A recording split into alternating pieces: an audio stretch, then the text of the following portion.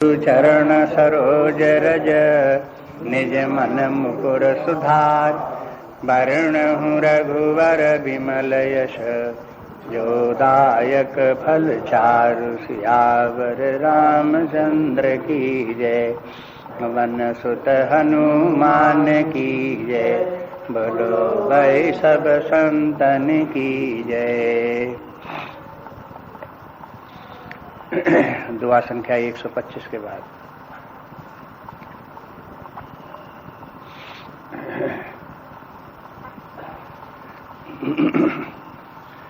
तेहि आश्रम ही मदन जब गयऊ। निज माया बसंत निर्मयऊ।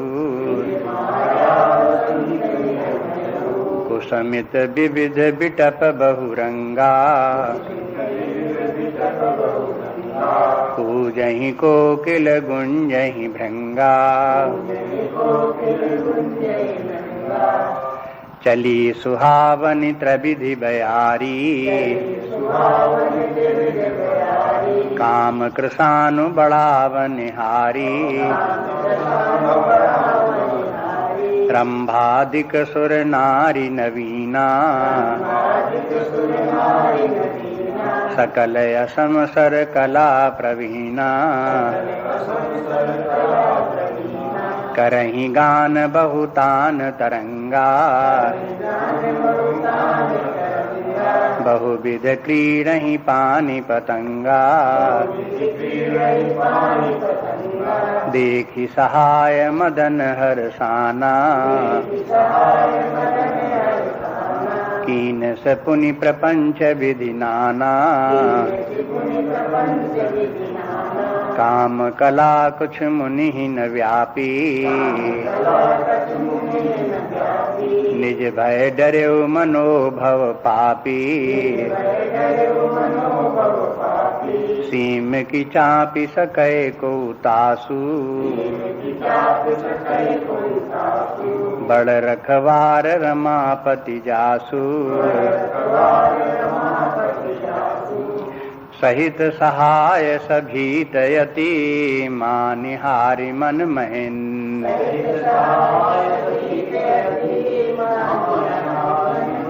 गहे सिजाय मुनि चरण तब। कही सुठियारत बैन। आरती बैन सियावर रामचंद्र की जय। पवन सुत हनुमान की जय। बोलो भाई सब संतन की जय।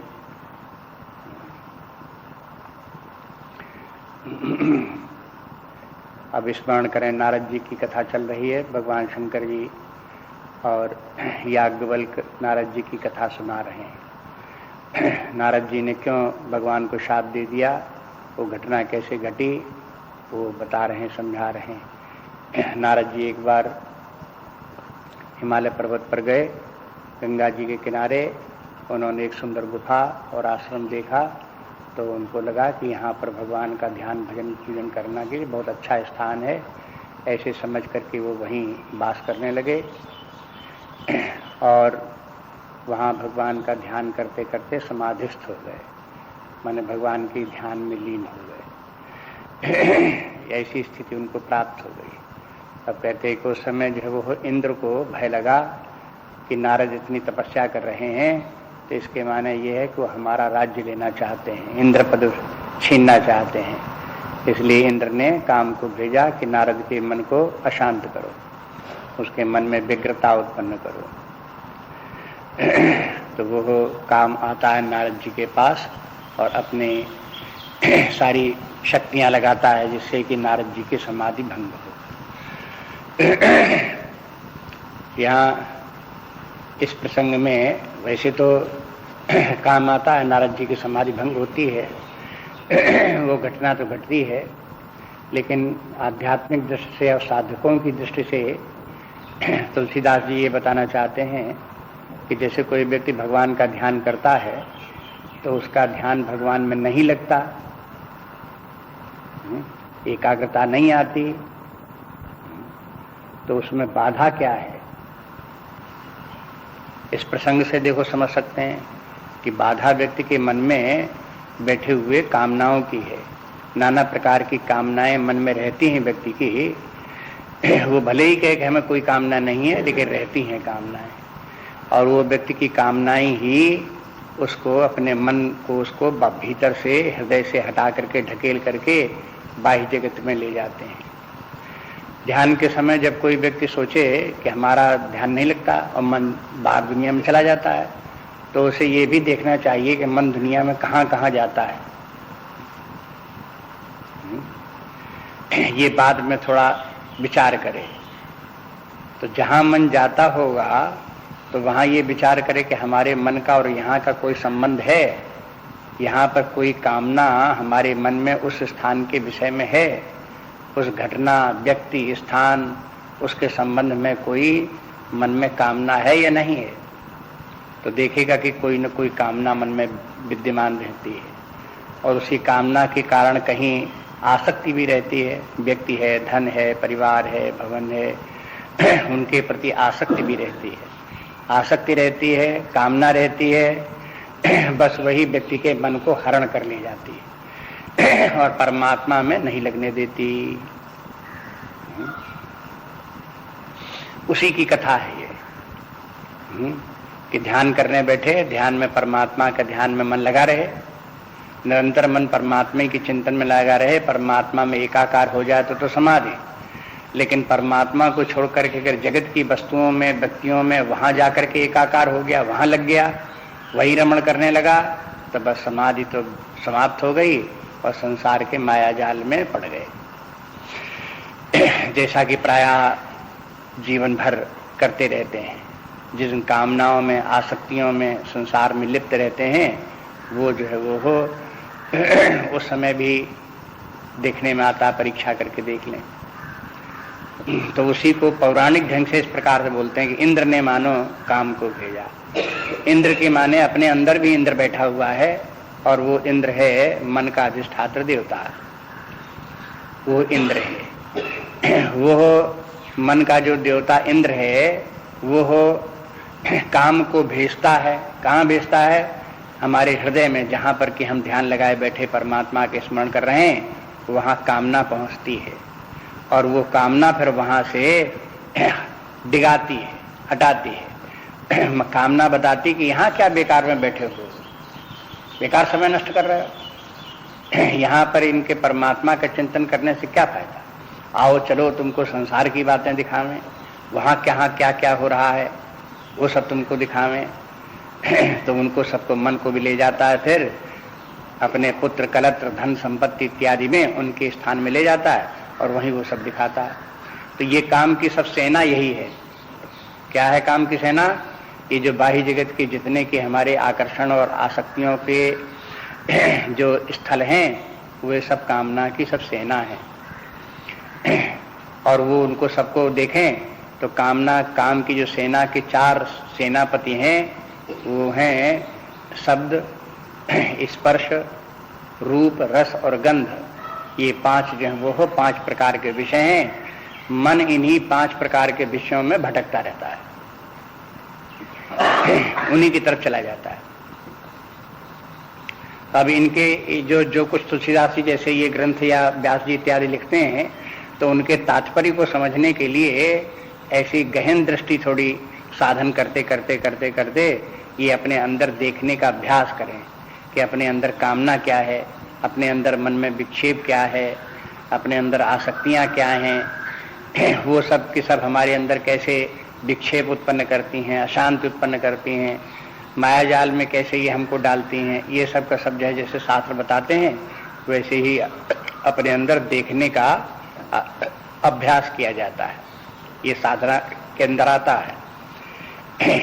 अब शास्त्रों में कहीं कहीं कह दिया कि देखो ये सब चीजें जो हैं ये योगियों को दिखाई देती हैं, योगी लोग ही जानते हैं कि मन को कैसे एकाग्र किया जाता है, मन क्यों इधर उधर जाता है, ये सब योगी लोग जानते हैं। तो यहाँ योग के माने है कोई व्यक्ति अपने अंदर जब सूक्ष्म बुद्धि थोड़ी हो और इंट्रोस्पेक्शन कर सके, अपने आंतरिक निरीक्षण करने की क्षमता व्यक्ति को आ जाए, तो फिर बस वो हो उसमें मानो योगिक शक्ति आ गई। योग बल से फिर वो सब बातों को अपने हृदय में देख लेता है, समझ लेता है। तो ये सब अभ्यास करते करते, विचार करते करते ये सब उत्पन्न होता है। अब वो इसको काम का आना, अब वर्णन तो ऐसा लगता है कि जैसे कि स्वर्गलोक कहीं बहुत दूर एक लोक है और वहाँ पर इंद्र वास करता है, वहाँ राजा है वहाँ का, और फिर काम नाम का एक कोई मनुष्य है, फिर वो वहाँ से वो चलता है और फिर हिमालय पर्वत में जहाँ नारद जी हैं वहाँ आता है। तो वर्णन तो इसी प्रकार से करते हैं। लेकिन ये वर्णन जो है जैसा ये है, ये क्या है, ये बार बार बताया। फिर याद रखें कि अपने भारतीय संस्कृति में, हिंदू धर्म में ये सब जो है ये है पौराणिक शैली कहलाती है, पौराणिक शैली। इसमें अंग्रेजी में कहना चाहिए पर्सोनिफिकेशन कर देते हैं, मूर्तिमान रूप दे दिया उनको। जो आंतरिक भावनाएं हैं, विचार हैं, हमारी वृत्तियां, आंशिक मानसिक वृत्तियां हैं, उनको सबको एक मानवाकार रूप दे दिया। कामना एक मन की वृत्ति है, कोई बाहर घूमने वाली कोई स्त्री पुरुष थोड़ी कामना है, लेकिन उसी को मानवाकार रूप दे दिया समझने के लिए। क्योंकि बुद्धि जो है वो हो सूक्ष्म बातों को जल्दी ग्रहण नहीं कर पाती, उसी को मनुष्य रूप दे दो तो मनुष्य को तो देखते ही हैं, और बुद्धि का अभ्यास है उनको देखना समझना, तो आसान हो जाता है फिर व्यक्ति को समझना। अंग्रेजी में भी एक बहुत प्राचीन काल में एक कवि हुआ है, चौसर उसका नाम है, उसने एक पुस्तक लिखी पिलग्रिम्स प्रोग्रेस।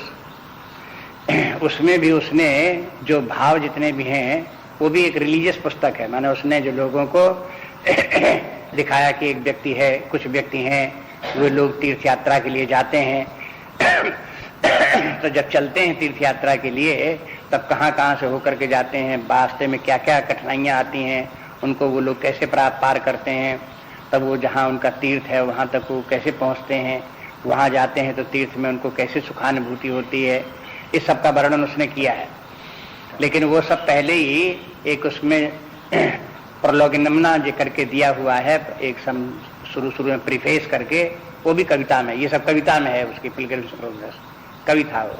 तो उसमें शुरू में वो बता देता है कि देखो ये सब हमारे जो साधक है वही मानो यात्री है, और उसको यात्रा के बीच में जो कठिनाइयाँ आती हैं जैसे साधना में, वो सब जो है उस यात्री के बीच की कठिनाइयाँ हैं, ऐसे बता देता है। और फिर उनको फिर पूरी पुस्तक में इस प्रकार से वर्णन करता चला जाता है।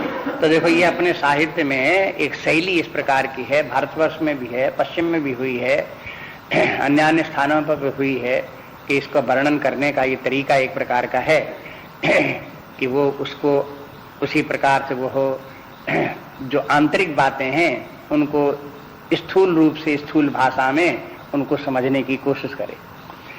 चौसस का वो प्रोग्रेस जो है, पिलग्रिम्स प्रोग्रेस को अगर पढ़ करके और कोई जो रास्ता उसने बताया है, जो कठिनाइयाँ वहाँ की बताई हैं, और जो तीर्थ स्थल बताया है, अगर वो देखने के लिए वहाँ कोई चल दे कि चौसर ने किस स्थान का ये वर्णन किया है, तो वहाँ कुछ नहीं मिलेगा।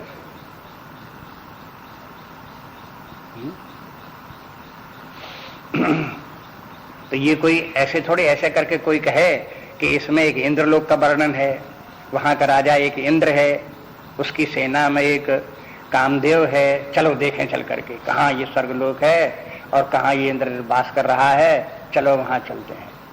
हाँ? तो पता लगा है कि वो तो यहाँ से पृथ्वी से बहुत दूर है, तो कहा चलो हवाई जहाज में बैठ कर चलें, चलो रॉकेट में बैठ करके चलें। ये सब फिजूल की बातें हैं, ये सब इनसे कोई प्रयोजन नहीं है। कोई कहे कि हम तो बहुत दूर तक हुआ है, वहां कहीं इंद्रलोक नहीं मिला हमको, तो नहीं मिला तो वो तो कहीं नहीं मिलेगा कभी। वो इस प्रकार का वो समझ ही गलत है। जैसे छोटे बच्चों को कहानियां सुनाई जाती हैं, तो कहीं कौवे की कहानी सुना दी, कहीं लोमड़ी की कहानी सुना दी, कहीं ऊँट की कहानी सुना दी।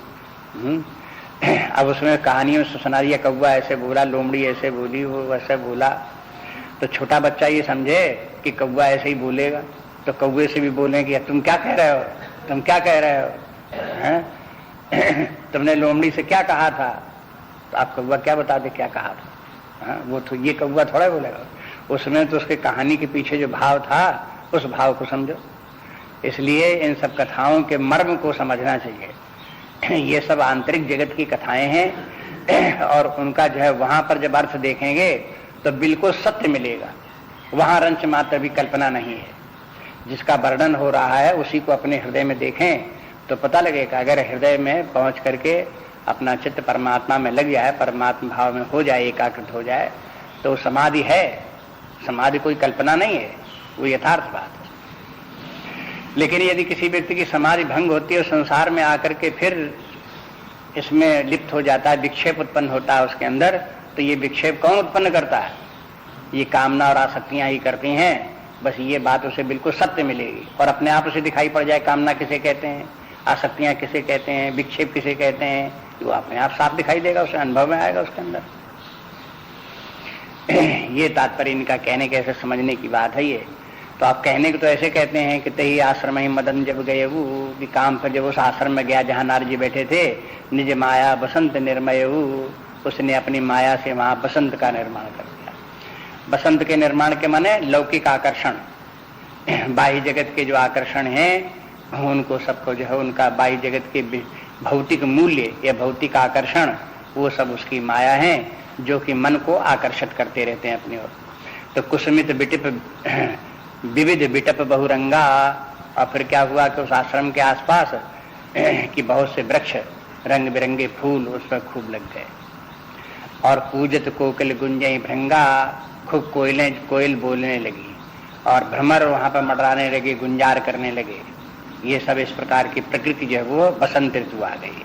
कहते चलिए सुहावन त्रिविध बयारी, और त्रिविध बयारी, बयारी मैंने वायु, और शीतल मंद सुगंध, तीन प्रकार की जो वायु के तीन लक्षण गुण होते हैं उनसे युक्त वायु चलने लगी। माने जैसी वायु कि शरीर में लगे तो सुखानुभूति हो, शारीरिक सुख की अनुभूति हो, विषयों के सुख की अनुभूति हो, ये सब के सब इस प्रकार से होने लगा। काम किसानो बढ़ावन हारी, कामाग्नि को ये बढ़ाने वाली जो है त्रिविध बयारी, ये इस प्रकार से चलने लगी। माने संसार के भौतिक आकर्षण इस प्रकार से हैं जिससे कि मन में कामनाएं प्रज्वलित होती हैं, बढ़ती हैं, उनको प्राप्त करने की इच्छा होती है। और रंभादिक सुर नारी नवीना, और फिर रंभा इत्यादि स्त्रियां, बहुत सी जो हैं युवती स्त्रियां, वो सब आ गई और वहां पर वो नाचने गाने लगी। बहुविध क्रीण ही पानी पतंगा, तरह तरह के वो जो है वो क्रीड़ा कर रही थी, हाथों में गेंद इत्यादि लिए हुए वे सब खेल रही थी, कुछल कूद रही थी। ये हो गया। और देख सहाय मदन हर्षाना, उनको देख करके जब कामदेव ने देखा कि हमारी सेना कितनी बढ़िया है और कैसे ये जो है ये है शक्तिशाली है, तो काम प्रसन्न हुआ कि हाँ हमारी सेना सब काम कर रही है।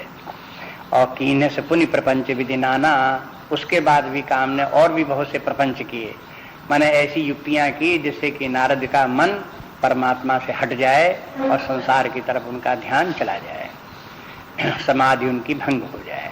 इस प्रकार के प्रपंच रचे, खेल किया उसने तमाशा। तो काम कला कछ मुनि न व्यापी, कहते हैं लेकिन इतना सब हुआ तो मुनि को इसके ऊपर काम का कोई प्रभाव नहीं पड़ा। माने नारद जी जो है अपने भगवान में, भगवत भक्ति में उसी में लगे रहे, उनको संसार में विषयों की कामना मन में उत्पन्न हुई नहीं, निष्काम मन उनका बना रहा। और निज भय डरु मनोभव पापी, तो फिर वो मनोभव के माने काम, ये सब काम के पर्यायवाची शब्द ही हैं। तो मनोभव जो है काम जो है वो हो, अपने मन में डरा कि ऐसा न हो कि जैसे शंकर जी ने क्रोध किया और हमको भस्म कर दिया, ऐसे नारद जी हमको कोई शाप दे दे। इस बात से वो डर गया कि नारद जी तो बड़े शक्तिशाली हैं, ज्ञानी हैं, भगवान के भक्त हैं, अध्यात्म शक्ति बहुत उनमें, जैसा कह देंगे वैसे ही हो जाएगा। तो वो शाप के कारण से वो डर गया। तो निज भय डरे मनोभय पापी, और सीम की चाप सके को तासु, ये देखो नीति की बात है, ये सिद्धांत की बात भगवान शंकर जी कहते हैं। शंकर जी कहते हैं कि देखो उनसे पार्वती से कि इतनी उसने काम ने इतनी नाना प्रकार की कलाएं की और उनके नारद जी के मन में क्षोभ उत्पन्न करने की कोशिश की, विक्षेप उत्पन्न हो, नारद जी को क्रोध आ जाए, कामनाओं से ग्रसित हो जाएं, इस प्रकार की बात उन्होंने बहुत कोशिश की काम ने, लेकिन नारद के ऊपर कोई प्रभाव नहीं पड़ा। तो अब क्या क्यों नहीं पड़ा? तब उसका उत्तर कहते हैं सीम की चाप सके को तासु, भला वो कोई उसकी सीमा के अंदर प्रवेश कर सकता है कि बड़ रखवार रमापत जासु, जिसका रक्षक रमापति हो उसको भला कौन उसका कुछ बिगाड़ सकता है। रमापति के माने भगवान नारायण विष्णु भगवान जो है वो नारायण जो है जिसके की बड़ रखवार, उनसे बड़ा रक्षक कौन होगा? सबसे बड़ा रक्षक जो है वो परमात्मा है। वो परमात्मा ही जिसकी रक्षा कर रहा हो, तो दुनिया में परमात्मा से शक्तिशाली कौन है जो उसका कुछ बाल बांका कर सके, कुछ उसका बिगाड़ सके। तो इसलिए शास्त्र ये कहता है कि ऐसे आध्यात्मिक क्षेत्र में जो व्यक्ति की कठिनाइयां आती हैं परमात्मा तक पहुंचने में, साधना करने में नाना प्रकार की समस्याएं व्यक्ति को आती हैं आंतरिक बाह्य, तो उन सब समस्याओं से छुटकारा दिलाने वाला और साधक की रक्षा करने वाला परमात्मा ही है। जो साधक भगवान की शरण में है उसकी प्रार्थना करता रहता है, सहायता की याचना करता रहता है, भगवान उसकी सहायता करते हैं। और फिर ऐसे सहायक के लिए फिर संसार की बड़ी सी बड़ी व्याधियां भी ऐसे भक्त के सामने फिर नहीं आ सकती। भगवान उन सबको बचा ले जाता है, हमको, साधक को। इसलिए ये पंक्ति बहुत प्रसिद्ध है सिद्धांत के रूप में कि सीम की चाप सके को तासु, बड़ रखवार रमापत जासु। लोग बाग लौकिक अर्थ में भी इस चौपाई को प्रयोग करते हैं। कहीं किसी व्यक्ति ने, कहीं किसी से लड़ाई हो गई और लड़ाई हो गई, वो दूसरा व्यक्ति अपना कोई बिगाड़ नहीं सका, कुछ भी नहीं बिगाड़ सका, कोई हानि नहीं कर पाया और कोशिश उसने बहुत की, तब क्या कहेगा वो? अपने लिए कहेगा कि भाई भगवान की कृपा से हम बच गए। और यही चौपाई कह देगा कैसी में की चाप सके को तासु, बड़ रखवार रमा पर जासु, कि भाई हमारे तो भगवान ही रक्षक हैं, तो भला हमारा कौन क्या बिगाड़ सकता है। संसार के लिए उपयोग कर दे। वैसे चौपाई मुख्य रूप से आध्यात्मिक साधकों के लिए है, जो परमात्मा की तरफ आगे बढ़ रहे हैं और जिनके मन में आसक्तियां हैं, कामनाएं हैं, क्रोध आदि विकार हैं, ये बीच में बाधा डालने वाले हैं। इन सब बाधाओं से परमात्मा छुड़ाने वाला है। व्यक्ति अपने प्रयास से बचना चाहे तो ये सब समस्याएं जो आती हैं उसके लिए मुश्किल, इनसे बचना। लगती हैं आसान कि इनसे तो हम बच जाएंगे, नहीं क्रोध करेंगे, नहीं कामना करेंगे, लेकिन ये इतना आसान है नहीं। वो जब देखेगा कि तो न कामनाओं से न आसक्तियों से बच नहीं पाता है, तब उसे परमात्मा की शरण में जाना चाहिए। परमात्मा ही फिर उसे बचाता है। तो सहित सहाय सभी तयति, मान हारि मन मैन। मैन के माने भी काम है। वो जो कामदेव जो है वो हो अपने मन में हार गया। सहित सहाय सभी तयति, कामदेव भी डर गया और उसकी जितनी सारी सेना थी उसने भी सब अपना बल दिखा के लिए देकर कोशिश कर ली, लेकिन नारद जी के सामने इसकी एक भी नहीं चली। क्योंकि भगवान उनकी रक्षा कर रहे थे। इस कामना से ज्यादा शक्तिशाली अगर कोई है तो एक परमात्मा ही है। बस एक प्रकार से कह सकते हैं कि दो प्रकार की शक्तियां हैं जो सारे संसार को संचालित कर रही हैं। एक पॉजिटिव शक्ति है, वो परमात्मा की है। एक नेगेटिव शक्ति है जो कि कामना है। कामना भी सारे विश्व को, तीनों लोकों को अपने बस में किए हुए है, लेकिन वो नेगेटिव फोर्स है, माया की शक्ति है और व्यक्ति को विपरीत दिशा में ले जाने वाली है, दुख देने वाली है, संकट में डालने वाली है। एक शक्ति तो ये है, ये भी बहुत महान शक्ति है। और दूसरी तरफ शक्ति परमात्मा की शक्ति है जो पॉजिटिव है, जो व्यक्ति को शांत विश्राम देने वाली है, सुख देने वाली है। ये देने वाली एक शक्ति है, वो भी सारे संसार के ऊपर आधिपत्य रखने वाली परमात्मा की। अब परमात्मा ज्यादा शक्तिशाली है कि काम ज्यादा शक्तिशाली है, तो संसार में बहुत लोगों को लगेगा कि काम नहीं बड़ी प्रबल है, इससे ज्यादा शक्तिशाली परमात्मा क्या होगा। लेकिन दरअसल में बात यह है कि परमात्मा ही सबसे ज्यादा शक्तिशाली है। कामना के सामने परमात्मा ज्यादा शक्तिशाली है। तो परमात्मा की अगर कृपा हो तो परमात्मा अपनी माया को हटा ले तो ये कामना इत्यादि समाप्त हो जाए। कामना कब तक है? जब तक कि व्यक्ति मोह में पड़ा हुआ है, माया से ग्रसित है, तब तक। ये काम की शक्ति माया है। माया ही, जैसे ऊपर नाम भी ले दिया कि ते आश्रम में मदन जब गयऊ, निज माया बसंत निर्मयऊ। तो देखो ये माया की लीला सब है। माया के माने विपरीत ज्ञान। जहां सुख का स्थान नहीं है वही उसे सुख दिखाई देता है, जहां जीवन में कल्याण नहीं है वही कल्याणकारी दिखाई देता है। ये जो दिखाई उल्टी बुद्धि जो है, ये है विपरीत बुद्धि है, इसका नाम माया है। तो ये जो है कामना जो है विपरीत बुद्धि का ही शक्ति है, नेगेटिव फोर्स है। तो ये सब बस इनको धीरे धीरे करके शास्त्र समझाते रहते हैं कि चित्त में ये बातें बैठती रहें और ठीक ठीक समझ में आती रहें और स्मरण भी बनी रहे व्यक्ति को, तो फिर वो परमात्मा की तरफ ध्यान दे, परमात्मा का स्मरण करता रहे, उसी के शरण में रहे, परमात्मा की रक्षा प्राप्त होती रहे, कृपा प्राप्त होती रहे। तो नारद देखते हैं कि नारद जी के सामने ये काम अपनी सारी शक्ति लगा करके हार गया, तो डर गया कहीं ऐसा ना हो कि हमको भी शाप दे दें या विनाश कर दें। तो गही जाए मुनि चरण तब कही सुठी आरत बहन, तो नारद जी के पास गया और उनके नारद जी के चरण पकड़ लिए, माने काम स्वयं ही नारद जी के शरण में पहुंच गया और अपनी रक्षा की प्रार्थना करने लगा। उनसे प्रार्थना, मानो उसने प्रार्थना की कि हम क्या करें, हम तो भाई इंद्रदेव के सेवक हैं, उन्होंने जैसा कहा वैसा हमने किया, लेकिन हम कोई आपका कुछ बिगाड़ना नहीं चाहते, आप तो महान हो, भगवान के भक्त हो, लेकिन हमारे ऊपर कृपा करो, हमने जो आपके विक्षेप उत्पन्न किया उसके लिए हम क्षमा चाहते हैं आपसे। ऐसे करके काम ने नारद जी से याचना की, उनकी शरण में गया, पैर पैर पकड़ लिए। कही सुठी आरत बहन, आरत बहन बोला माने डर की बातें कही, डरा डरा जैसे कोई व्यक्ति बोलता हो और क्षमा याचना करता हो, तो ऐसे काम ने नारद जी से ये सब कहा। अब आगे देखिए क्या होता है, कहते हैं भय न नारद मन कछु रोषा, कही प्रिय बचन काम परितोषा, नाई चरण सिरे आय सुपाई, गयऊ मदन तब सहित सहाई, मुनि सुशीलता यापन करणी, सुरपति सभा जाय सब बरणी, सुन सबके मन अचरज आवा, मुनि प्रशंस हरि सिर नावा, तब नारद गवने शिव पाही, जिता काम मित मन माही,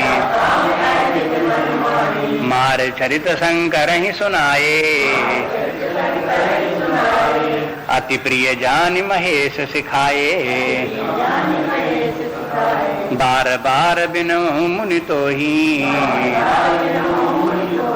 जिम ये कथा सुनायो मोही, तिम जन हरे ही सुनाओ कबम, चले हो प्रसंग दुरायो तबं, शंभु दीन उपदेश हित नहीं नारद ही सुहान, भरद्वाज कौतुक सुनहु हरि इच्छा बलवान, सियावर रामचंद्र की जय, पवन सुत हनुमान की जय, बोलो भाई सब संतन की जय। भयउ न नारद मन कछु रोषा, काम ने इतने सब नारद के मन में विक्षेप उत्पन्न करने की कोशिश की, तो एक प्रकार से नारद जी से काम की शत्रुता होनी चाहिए, बैर भाव विरोधी भाव उत्पन्न होना चाहिए, लेकिन नारद जी के मन में ऐसा कुछ नहीं आया।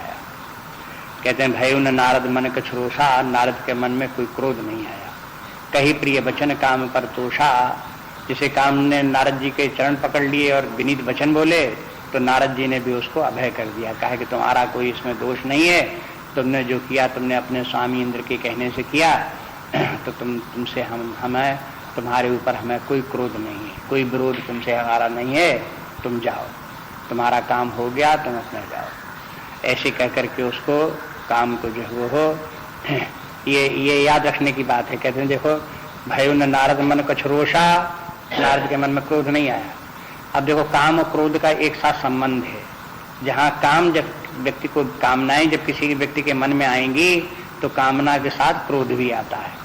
यदि कामनाओं से ग्रसित व्यक्ति नहीं होती तो उसे क्रोध भी नहीं आता। काम क्रोध जो है सहधर्मी है, मन में व्यक्ति के मन में वो उत्पन्न होते हैं, साथ साथ उत्पन्न होते हैं। कामना ही जब प्रतिहत होती है, मन उसमें बाधा पड़ती है, तो वो क्रोध का रूप धारण कर लेती है। अब वो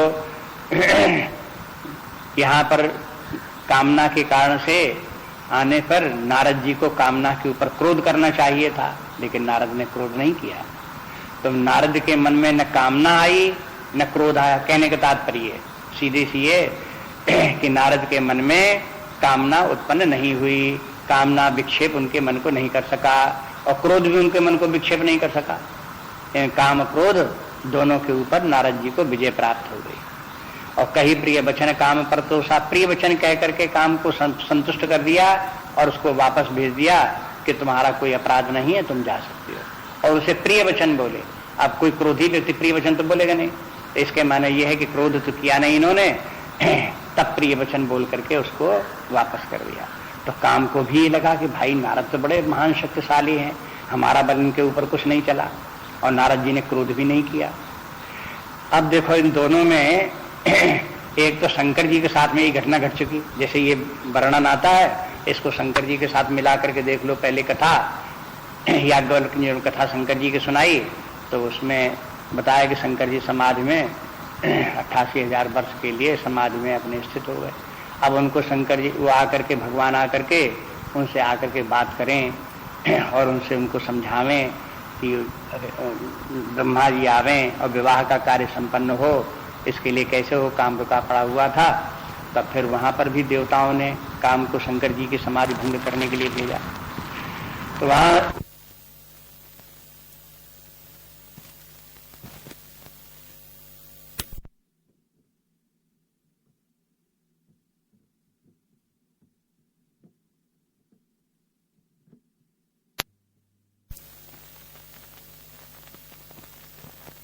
केवल काम पर ही विजय प्राप्त हुई, क्रोध पर विजय उन्हें प्राप्त नहीं। अब नारद जी को भी समझ में आ गया।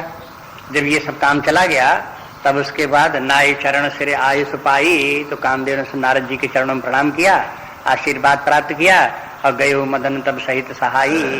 मदन वो कामदेव अपने स्वर्गलोक चला गया इंद्र के पास, और अपनी जो सेना थी सहायक जितने थे उन सबको ले गया। इंद्रलोक पहुंचा जा करके और फिर उसने जाकर के इंद्र को बताया मुनि सुशीलता आपन करणी, और फिर वहां जाके बताया आपन करणी। उसने बताया कि हम तो वहां गए और फिर बहुत इस प्रकार से बसंत ऋतु के भी निर्माण किया और उसने आकर्षक वस्तुएं भी बनाई, कोयल भी बनाई और भंवरे भी बनाए और फूल भी बनाए और त्रिविधबाई भी बनाई, ये भी किया वो भी किया, अपनी सारी करणी उसने सब बताई। और फिर ये भी कहा कि लेकिन नारद जी के मन में हमारा कोई प्रभाव पड़ा नहीं, उनके मन को हम विक्षिप्त नहीं कर सके, ये नहीं हुआ। लेकिन इससे जो नारद जी को हानि हुई, बाधा पड़ी उनके ध्यान में, तो उनको नारद जी को आना चाहिए था क्रोध, सो उन्होंने क्रोध भी हमारे ऊपर नहीं किया। नारद जी तो बड़े सुशील हैं, अब जब क्रोध नहीं करता तो क्या कहेंगे उसको कि क्षमा कर दी कि तो बड़ा सुशील है। तो कहते हैं कि मुनि सुशीलता, ये मन की सुशीलता जो है नारद जी ने वो इन कामदेव ने इंद्र को बताई, सब समझाई कि ऐसा ऐसे घटना घटी। और सुरपति सभा जाए सब वर्णी, इंद्र की सभा में जाकर के ये सब वर्णन कामदेव ने जाके बता दिया। वहां जब सबने सुना तो सुन सबके मन अचरज आवा, कोई वहां इंद्र ही थोड़े थे और देवता भी थे। उन सब देवताओं ने जब सुना कि देखो ऐसी ऐसी घटना घटी, तो लोगों को लगा ये तो बड़ी आश्चर्य की बात है। या तो कोई संसार में तीनों लोकों में कहीं ऐसा कोई व्यक्ति नहीं है जिसको कि काम जिसकी की गर्दन पकड़ कर उसको झकझोरे नहीं, सब काम के बस में है, लेकिन नारद कैसे बच गए? एक तो ये आश्चर्य की बात, और दूसरे उससे भी बड़ी आश्चर्य की बात कि अगर को काम को नारद जी ने अपना विरोधी समझते थे और उससे उसके विजय प्राप्त कर ली नारद जी ने, तो उनको क्रोध आना चाहिए था, तो क्रोध भी नहीं आया उनको। बड़ी आश्चर्य की बात है ये। तो इससे एक बात ये भी पता चलती है कि देखो साधना के काल में जब व्यक्ति ये सब समस्याओं को पार कर जाता है तो ये बहुत ही अद्भुत बात है, बहुत ही आश्चर्यमयी शक्तियां हैं ये। अगर कोई व्यक्ति काम क्रोध के ऊपर विजय प्राप्त कर ले, इनसे पार हो जाए, अहंकार भी व्यक्ति में न हो, तो फिर कहते हैं वो तो परमात्मा ही है, ऐसी मानता प्राप्त होगी। फिर वो मनुष्य क्या है, देवता क्या है, वो तो समझो कि वो जितनी भी देवता स्वर्ग लोक के हैं उनसे भी आगे निकल गया, इंद्र से भी आगे निकल गया, उसको तो परमात्मा से कम नहीं समझना चाहिए। और लोग बाग इन कामनाओं को कोई इतनी महिमा, कामना के त्याग की, क्रोध के त्याग की, इस महिमा को नहीं समझते। हर व्यक्ति अपने अंदर परमात्मा स्वरूप ही है, जो परमात्मा है वही परमात्मा सबके हृदय में बैठा है। हर व्यक्ति का अपना असली स्वरूप वही परमात्मा ही है, लेकिन हर व्यक्ति को हो क्या गया है, वो अपने परमात्मा स्वरूप को तो गया भूल, उसके स्थान पर ये काम क्रोध आदि के अधीन होकर के बस संसार में माया के पड़ा हुआ, उसी में दुख भोग रहा है, संकट में परेशानियों में पड़ा हुआ है। तो ये अगर कोई काम क्रोध की विजय प्राप्त कर ले तो समझो कि बहुत बड़ी, बहुत महान उपलब्धि है। इससे बड़ी कोई उपलब्धि नहीं, इससे बड़ी कोई महानता नहीं, इससे बड़ी कोई परम गति नहीं। इसलिए कहते हैं कि मुनि प्रशंस हरिहि सिरनावा। तो उन्होंने नारद जी की बड़ी प्रशंसा की, इंद्रादि देवताओं ने कहा कि नारद जी धन्य हैं, जो इस प्रकार से काम क्रोध इनमें सब में उनमें कुछ भी नहीं आया उनको। और फिर उसके बाद ये भी कहा, वो सब जानते थे कि नारद जी की इसमें क्या महिमा है। हरि सिरनावा, हरि माने भगवान को, नारायण को उन्होंने सबने सिर झुकाया, कहा कि ये तो उन्हीं की कृपा है। नारद जी भगवान के ऐसे भक्त हैं कि भगवान ने उनको, नारद जी को बचा लिया। अगर भगवान की प्रेरणा और शक्ति न मिलती तो ये काम से क्रोध से बच नहीं सकते थे नारद जी। ऐसे समझ करके उन सब ने जो है इनकी बड़ी प्रशंसा, देवताओं ने नारद जी की बहुत प्रशंसा की इस प्रकार। तो यहाँ तो ये तो कथा हो गई काम की, और वहां स्वर्गलोक में इस प्रकार नारद जी की प्रशंसा भी हो गई। अब नारद जी का क्या हुआ यहाँ पर देखो फिर, तो कहते तब नारद गवने से पाही और जिता काम अहिमित मन माही। जब काम चला गया तब नारद जी के हृदय में अपना अहंकार उत्पन्न हो गया। अहमिति, मैंने काम के ऊपर विजय प्राप्त कर ली, मैंने क्रोध के ऊपर विजय प्राप्त कर ली, ये अहंकार आ गया। बस ये नारद जी की यही अहंकार की कथा है ये मुख्य रूप से, कि व्यक्ति को अहंकार कैसे आता है। और जब अहंकार आता है व्यक्ति को, तो चाहे इसी बात का अहंकार हो कि मुझे कोई काम नहीं, मुझे कोई क्रोध नहीं, इस बात का भी अहंकार होगा, तो भी ये अहंकार उस व्यक्ति को विनाश कर देगा। और ये अहंकार ही उसके मन में कामना भी उत्पन्न कर देगा, क्रोध भी उत्पन्न कर देगा। ये आगे दिखा दिया गया इस कथा के द्वारा। तो नारद जी के मन में अब अहंकार आ गया। तो अहंकार तो काम और क्रोध से भी ज्यादा भयंकर शत्रु है, बहुत ही दुश्मन है ये सबसे बड़ा। उससे भी काम क्रोध तो कम भी हो, लेकिन ये अहंकार तो और भी विनाशकारी है। ये सबसे बड़ा शत्रु तो व्यक्ति का अहंकार है। लेकिन वही अहंकार नारद के मन में आ गया, और नारद जी को ये नहीं दिखाई दिया कि हमारे मन में अहंकार आ गया है। जहां नारद जी के अहंकार आ गया, तहां नारद जी भगवान को भूल गए। अब देखो, ये भी कथा इस प्रकार की बताती है कि चाहे परमात्मा को याद रखो, चाहे अहंकार को। जिसके में हृदय में अहंकार जीवित रहेगा, सक्रिय रहेगा, वो परमात्मा का स्मरण नहीं रख सकता, परमात्मा भाव में नहीं रह सकता, भक्ति उसकी नहीं टिक सकती, ज्ञान नहीं टिक सकता, अहंकार उसे आने ही नहीं देगा। और भगवान का भक्त है, भगवान का ज्ञान है, तो अहंकार नहीं रह सकता। अब चूंकि नारद के मन में अहंकार आ गया, तो नारद जी ने वो सुंदर स्थान, जो वो इतनी बढ़िया जो गुफा थी और इतना बढ़िया आश्रम था, गंगा जी का पवित्र तट था, वो भी नारद ने छोड़ दिया और चल दिए वहां से। अब कहाँ पहुंचे जाकर के, उनको सूझा क्या, अहंकारी व्यक्ति कंपेयर करता है। एक देखो, एक बात ये भी है, कंपेयर करने के माने अपनी तुलना करेगा दूसरे व्यक्ति से। नारद जी ने शंकर जी से अपनी तुलना की और कहा कि देखो ना, शंकर जी कामारी बहुत कहलाते हैं, हम भी कामारी हैं। शंकर जी क्रोधारी नहीं कहलाते हैं, लेकिन हम तो क्रोधारी भी हैं, क्रोध के ऊपर भी विजय प्राप्त कर ली हमने। ये कंपैरिजन कहलाता है। कंपेयर करके, दूसरे लोगों से कंपेयर करके अपने आप को श्रेष्ठ मानना, ये अहंकार का ही लक्षण है। किसी को समझ में आवे न समझ में आवे, किसी ने ध्यान न दिया हो, शास्त्र की बातों की तरफ ध्यान न दिया हो, संतों की सभा में न बैठा हो, तो ये बातें नहीं सोचती। लेकिन वैसे वो व्यक्ति को समझ में आ सकता है, शांतिपूर्वक विचार करे। तो अहंकारी व्यक्ति अपनी तुलना दूसरे व्यक्तियों से करता है और दूसरे व्यक्तियों में कमी देखता है और अपने आप में अपनी महानता देखता है कि ये कमी, दोष, दुर्गुण हम में नहीं है। तो नारद जी ने देखा कि हम तो शंकर जी से भी श्रेष्ठ हैं। शंकर जी भी भगवान के भक्त हैं, लेकिन उनको ऐसी भक्ति और ऐसी श्रेष्ठता प्राप्त नहीं है जैसी कि हमको प्राप्त है। तो कहा कि चलो शंकर जी को ही बताना चाहिए। जब शंकर जी को हम बताएंगे कि क्या क्या हमने किया, तो शंकर जी को लज्जा लगेगी, कहेंगे कि हाँ भाई तुम तो हमारे सामने बहुत श्रेष्ठ हो, हम इतना कहाँ कर पाए, ऐसे करके उनको लगेगी, हमारी प्रशंसा करेंगे वो। ऐसे सोच करके नारद जी शंकर जी के पास गए।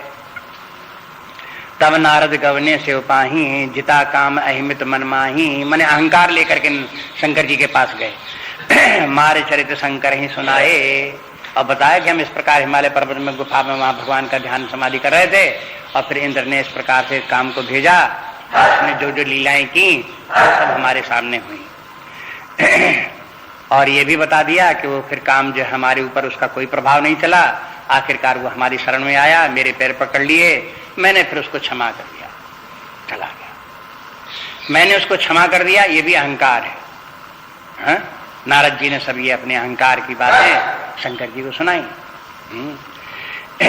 शंकर जी समझ गए कि ठीक है, ये तो अच्छा है कि काम विजय हो गई, क्रोध विजय हो गई, लेकिन जो अहंकार आ गया है नारद जी के मन में, वो शंकर जी ने देख लिया। और उसके साथ साथ नारद शंकर जी ने नारद जी को शिक्षा भी दी। कहा कि अति प्रिय जान महेश सिखाए। महेश में शंकर जी ने कहा कि देखो नारद, तुम तो हमारे बड़े प्रिय हो, हम तुम्हें एक बहुत सुंदर बात बताते हैं, जहां तक हमारी समझ में आती है। कहा कि आप क्या बताते हो? नारद जी ये सोच रहे थे कि प्रशंसा करेंगे हमारी। हैं? नारद शंकर जी ने नारद जी की प्रशंसा नहीं की। लौकिक सिद्धांत तो ये है कि जब कहीं कोई महान कार्य करे और वो अपना अहंकार दिखावे कि मैंने ये किया, तो उसको खुश करने के लिए उसकी प्रशंसा करनी चाहिए। वो व्यक्ति खुश हो जाएगा और भी अच्छे कार्य करेगा। ये लौकिक सिद्धांत की बात है। लेकिन परमार्थ की दृष्टि से ये गलत है।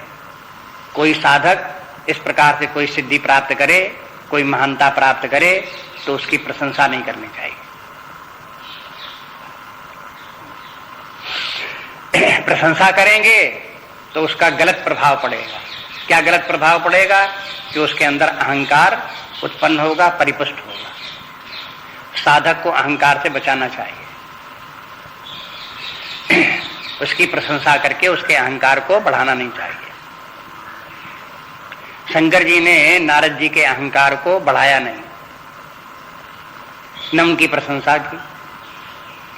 अब देखो, ये सब मनोविज्ञान की बातें हैं। साधना में सब आंतरिक मानसिक जगत में क्या क्या कैसे कैसे विचार आते हैं, क्या क्या बनता है, क्या क्या बिगड़ता है, वहीं की सब कथाएं हैं यहाँ पर। अगर उसकी प्रशंसा कर दी, अरे भाई तुम तो बड़े महान हो, तुम तो बड़े श्रेष्ठ हो, तुम्हारे समान कौन हो सकता है, तो ऊपर से तो लग सकता है कि अच्छी अच्छी बातें हो रही, बहुत बढ़िया बात हुई, लेकिन भीतर भीतर उसके खराबी पैदा हो रही है। तो शंकर जी ने ऐसा नहीं किया, समझा कि ये तो हमारे प्रिय हैं, इनको अच्छी बात बतानी चाहिए और अहंकार से भी बचाना चाहिए। ऐसे सोच करके शंकर जी ने उनसे कहा कि देखो कि बार बार बिनवम मुनि तो ही, हे कि मुनि हम तुमसे बार बार विनती करते हैं। उपदेश भी क्या देते, शिक्षा देते हैं, लेकिन विनती करके शिक्षा दे रहे हैं। कहते हैं बार बार बिनवम मुनि तो ही, कि जिम ये कथा सुनायो मोही, जैसे तुमने ये कथा हमको सुनाई। माने कथा सुनाने का भी एक तरीका, अहंकारी व्यक्ति इसी घटना को सुनाएगा तो एक प्रकार से सुनाएगा, और निरअहंकारी व्यक्ति होगा तो इस घटना को दूसरे प्रकार से सुनाएगा।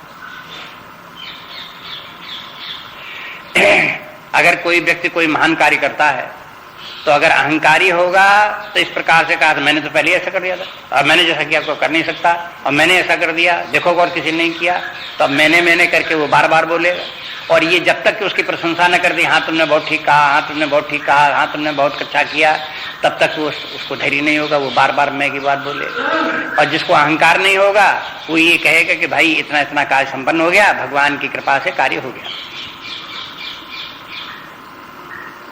इसके माने वो अपने आप को अलग रखा, भगवान को आगे कर दिया, तो उसका जो है अहंकार बच गया, अहंकार का प्रभाव उसमें नहीं पड़ा। इसलिए भक्त लोग, समझदार लोग जो है वो अपने अहंकार से बचने के लिए भगवान को आगे किए रहते हैं।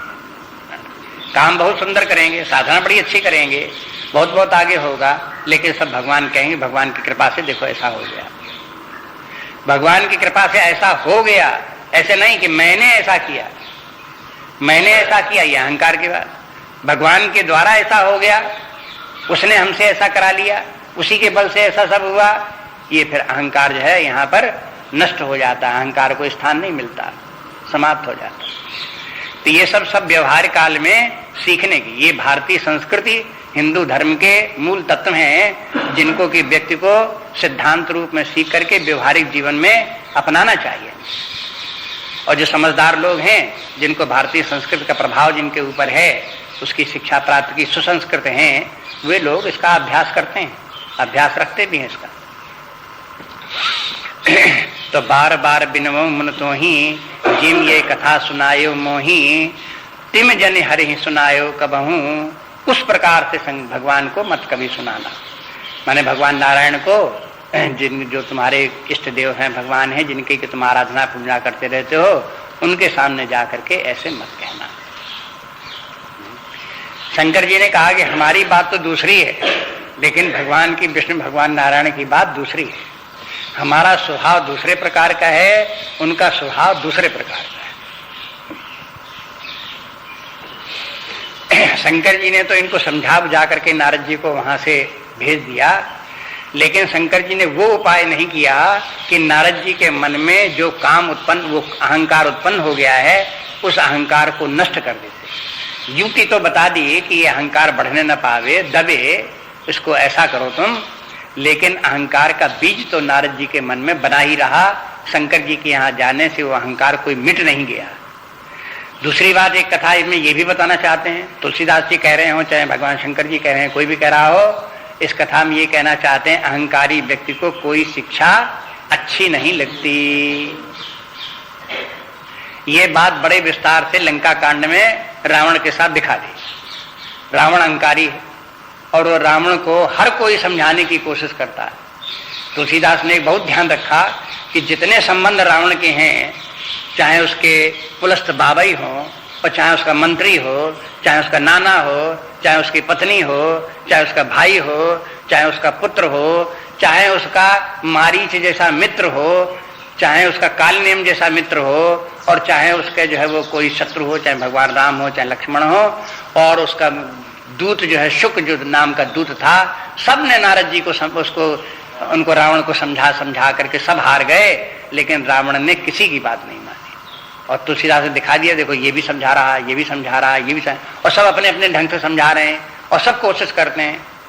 मंदोदरी ने तो जाने कितने बार समझाने की कोशिश की, लेकिन रावण मानता नहीं किसी की बात। तो ये न मानना, किसी की बात न मानना, ये अहंकार का लक्षण। तो वो बात भी यहां दिखाना चाहते हैं। नारद जी में अहंकार रहा, वो समाप्त थोड़े होगा शंकर जी के पास जाने से। अब समाप्त नहीं हुआ, शंकर जी ने उनको इतना समझाया, उपदेश दिया, तो भी अब नारद जी के ऊपर क्या प्रभाव पड़ा उसका। कहते हैं कि चलो प्रसंग दुरायो तब हूँ। शंकर जी ने कहा कि देखो, जैसे तुमने हमको बताया वैसे तो बताया ना नहीं उनको, और अगर प्रसंग चले के माने स्वयं खोद खाद करके भगवान तुमसे पूछें तो भी तुम उनको मत बताना। अब बताओ, इससे बढ़िया युक्ति कौन बता सकता है। शंकर जी सब इसके अनुभवी, उन्होंने सब ये बात उनको बहुत ढंग से समझा दी कैसा करने में, लेकिन नारद जी ने ये सब बातें नहीं मानी। जो जो शंकर जी ने कहा वो एक बात नहीं मानी। अब वहां से फिर उसके बाद नारद जी के पास से, तो शंकर जी के पास से फिर नारद जी विष्णु भगवान के पास जाते हैं, और फिर वहां प्रसंग भी चलता है, और फिर नारद जी फिर वो सारी कथा उनको सुनाते भी हैं। ये सब होती बात उनकी, ना शंकर जी की बात भूल जाते हैं। शंभुदीन उपदेश हित नहीं नारद ही सुहान। नहीं नारद ही सुहान के माने अहंकारी व्यक्ति को चाहे जितनी मूल्यवान शिक्षा दो, चाहे जितने अपने जीवन भर के अनुभव का सार तत्व प्राण निकाल के रख दो उसके सामने की सही बात यही है, तो भी नहीं माने। नहीं नारद ही सुहान, नारद जी को बात, शंकर जी की बात अच्छी नहीं लगी। अब देखो, उसमें जब व्यक्ति के अंदर विकार उत्पन्न होते हैं मन में, तब उनका गलत अर्थ लगाता है। नारद जी ने ये सोचा कि देखो, शंकर जी ये चाहते हैं कि संसार में हम ही एक कामारी बने रहें, नारद जी कामारी करके प्रसिद्ध न हो। लोग बाग जब प्रशंसा करें तो यही करें कि एकमात्र शंकर जी ही जो है वो कामना के ऊपर विजय करने वाले हैं, नारद जी की कोई गिनती उसमें नहीं है।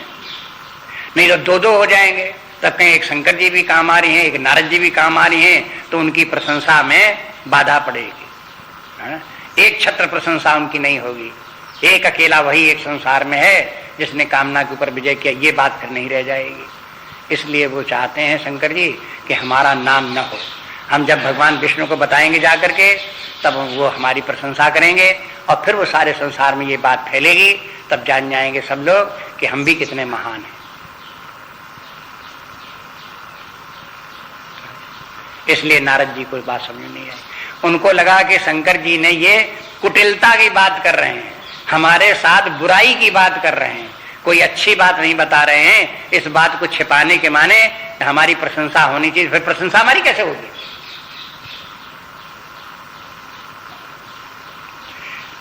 अगर आप देखो संसार में तो बहुत बार आपको यही अनुभव करके इसी प्रकार का मिलेगा।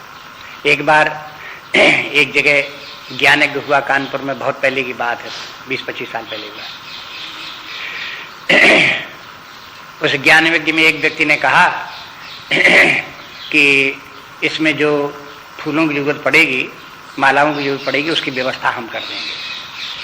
तो लोगों ने समझा कि ठीक, अच्छा है, कोई काम एक व्यक्ति ने ले लिया है, अच्छी बात है। और रोज जब तक कि ज्ञानयज्ञ चला तो वो अपने माला लाता रहा, फूल लाता रहा, उसकी व्यवस्था हो गई। अब जब वो यज्ञ संपन्न हो गया और उसके बाद में सब फिर मीटिंग बैठी, सब हिसाब किताब लगा, तो उन्होंने अपने जितने माला फूल के जितने पैसे लगे थे उसका बिल बना करके दे दिया सामने कि इतना पैसा खर्चा हुआ। तो लोगों ने कहा कि आपने तो कहा था कि फूल माला की जिम्मेवारी हमारी, हम लाएंगे, बिल थोड़ी कहा था आपने कि हम बिल भी दे देंगे उसमें। कहा कि कोई बिल के कोई हम पैसे थोड़े मांग रहे हैं आपसे। तो कहा फिर क्यों बिल पे दे रहे हो? कि इसलिए दे रहे हैं कि आप जितना इसमें फूल माला के पैसे लगे हैं, हमारे 150 रुपए लगे हैं, ये 150 रुपए का हमारी तरफ से डोनेशन, दान की रसीद बना दो और इतने की जो है उसके भीतर उतना वाउचर बना दो कि इतने फूल माला आए उसका जो है खर्चा दिखा दो। इसलिए हम बिल दे रहे हैं, हम कोई पैसा नहीं मांग रहे हैं। तो कहे कि जब तुमने अपनी तरफ से फूल माला दे दी है, आपको पैसा लेने की नहीं है, तब क्यों वाउचर बना दें, क्यों रसीद बना दें, उसकी क्या जरूरत? अरे भाई, अगर ये नहीं करोगे तो लोग कैसे जानेंगे कि फूल माला हम लाए?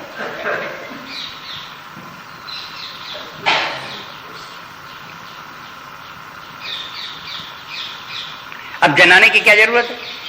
अरे आप फूल माला लाए, बहुत अच्छी बात, भगवान की भक्ति सेवा कार्य इतना तुमने कर दिया, अब सबको जनाने की क्या जरूरत? अरे वो तो जनाना तो पड़ता है, जब जानेंगे नहीं लोग बाग तो फिर कैसे कहेंगे कि हाँ इन्होंने भी कुछ काम किया। ये सारे संसार में समस्या ये कि जाने। नारद जी को भी ये समस्या कि जाने कि हमने काम विजय कर ली, क्रोध विजय कर ली, ये जाने भी तो लोग बाग। तो ये जनाने की इच्छा भी क्यों होती सारे संसार को? ये भी अहंकार का एक लक्षण है। देखो अहंकार में क्या क्या बातें हैं, हाँ? अगर कथा को पढ़ो तो ये सब पॉइंट्स अगर नोट करो तो पता चले कि अहंकार व्यक्ति में जब कोई सफलता, लौकिक सफलता प्राप्त हुई, काम क्रोध को विजय प्राप्त हुई, तो वो बहुत बड़ा काम हो गया, लेकिन उसके साथ अहंकार उत्पन्न होकर के एक विकार उत्पन्न हो गया। अहंकारी व्यक्ति किसी की शिक्षा को भी नहीं मानता। ये दूसरी समस्या उसके साथ में ये है। और तीसरी समस्या उसकी बात ये है कि अहंकारी व्यक्ति अपना नाम चाहता है कि लोग अब हमारी प्रशंसा करें।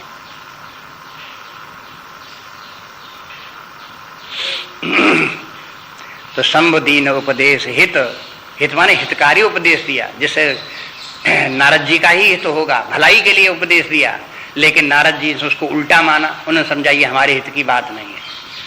नहीं नारद सुहान, नारद जी को ये बात अपने लिए हितकारी नहीं लगी, उल्टी बात लगी। अहंकार जो उल्टे ही सुझाता है, अर्थ उल्टा देता है।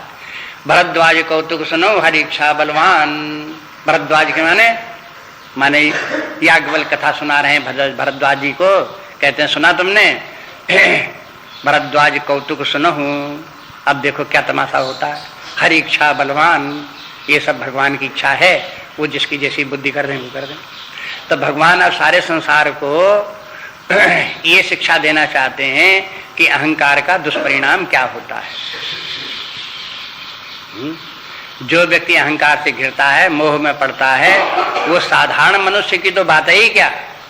नारद जी जैसे भगवान के भक्त और ज्ञानी, जैसा पार्वती जी ने कहा अरे आप कहते हो कि नारद जी ने भगवान को साथ दे दिया, तो नारद जी तो नारद भक्ति और उसके साथ साथ बड़े ज्ञानी, उन्होंने कैसे दे दिया? तो अब ये कथा भगवान कैसे आगे बढ़ती है? ये भगवान की इच्छा, भगवान ये करके नारद जी के मन में भी अहंकार आदि उत्पन्न करके और लोक कल्याण के लिए, लोगों को समझाने के लिए ये करते हैं। ये भगवान का कौतुक है। भगवान क्या करते रहते हैं कि जगह जगह इस प्रकार की घटनाएं घटित करके, जैसे सती को मोह हो गया, तो ये भी सती का मोह दिखा करके एक घटना घटा करके लोगों के लोक शिक्षा के लिए सती को इस प्रकार बना दिया। शंकर जी ने कह भी दिया कि तुम तो पार्वती जी, तुम तो बिल्कुल परम पवित्र हो, शुद्ध हो, निर्विकार हो, तुम्हारे अंदर कोई दोष नहीं, कोई अज्ञान नहीं, तुम्हारे लिए इस प्रकार की कोई बात नहीं। लेकिन ये बात है ये कि उनको भगवान की ऐसी इच्छा थी कि सती के द्वारा वो लोक शिक्षा के लिए कि देखो जो भगवान के इस प्रकार से उनकी परीक्षा लेने का प्रयास करेगा और बड़ा चतुर बनेगा और शंकर जी जैसे महान ज्ञानी व्यक्ति का विश्वास नहीं करेगा, उसका परिणाम क्या होगा, ये दिखाना था। इसलिए वो सब कथा बन गई। इसलिए अहंकार का क्या परिणाम होना है, ये भगवान ने नारद जी के मन में अहंकार पैदा करके, और ये कथा सारे संसार के लिए, हित के लिए, कि अहंकार का क्या ऐसे हित होता है, नारद जी की कथा से सीख लो, समझ लो। इसलिए याज्ञवल्क्य कहते हैं कि इसमें नारद जी का कोई दोष नहीं, ये तो भगवान लीला कराना चाहते हैं नारद जी से भी, और अपने आप भी लीला करना चाहते हैं, और लोक के लिए, लोक कल्याण के लिए शिक्षा देना चाहते हैं। इसलिए भरद्वाज कौतुक सुनो, हरि इच्छा बलवान। इसमें सबसे बड़ी इच्छा जो है भगवान की है, भगवान की इच्छा से सभी चल रहा है।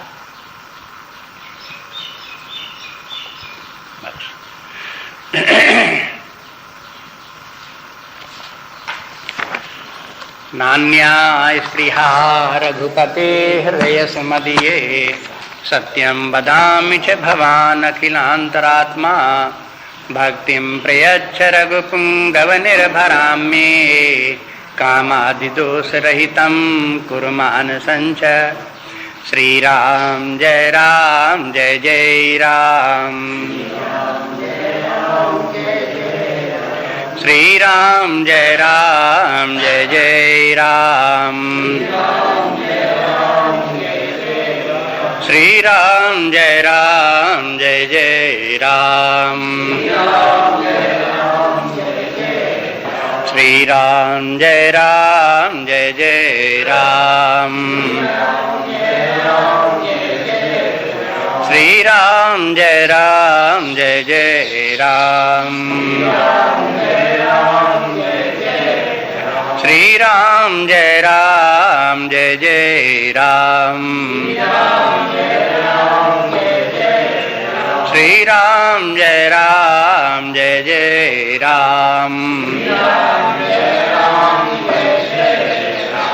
राम जय जय राम, श्री राम जय जय राम, श्री राम जय जय राम, श्री राम जय जय राम, श्री राम जय जय राम, श्री राम जय जय राम,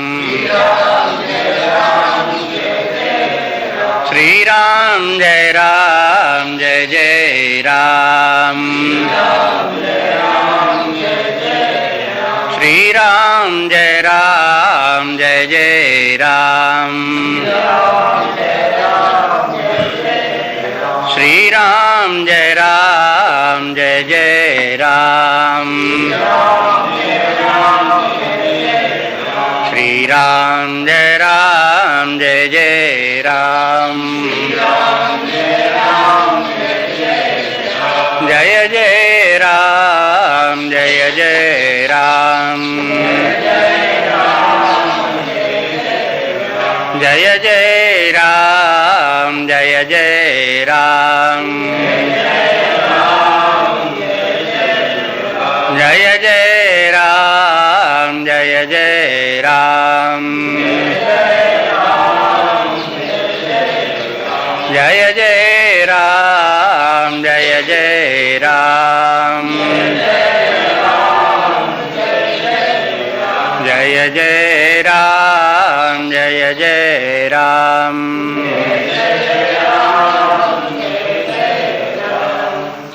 ओम पूर्णमदः पूर्णमिदं पूर्णात् पूर्णमुदच्यते पूर्णस्य पूर्णमादाय